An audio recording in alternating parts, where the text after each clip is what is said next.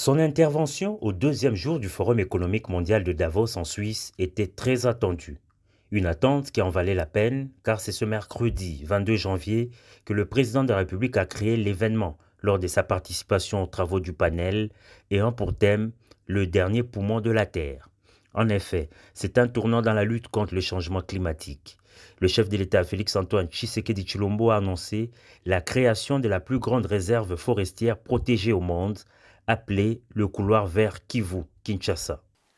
Cette initiative historique, sans équivalent, transformera non seulement notre paysage naturel, mais également les moyens de subsistance de millions de nos concitoyens.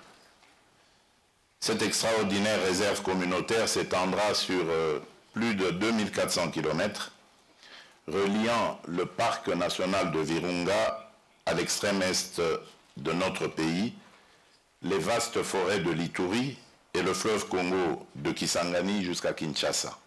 Le président de la République a fait remarquer qu'en réponse à la crise climatique croissante et à la déforestation massive qui touche les grandes forêts du monde, le couloir vert Kivu-Kinshasa sauvegardera l'avenir du Congo. Cette initiative va bien au-delà de la simple conservation environnementale.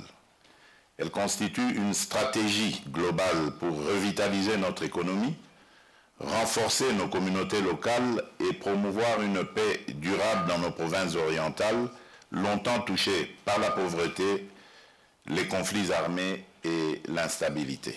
Ce projet améliorera directement la vie de plus de 31 millions de personnes, protégera près de 108 000 km² de forêts vierges et créera plus de 500 000 emplois, dont au moins 20 000 spécifiquement destinés aux jeunes, hommes et femmes, démobilisés des groupes armés.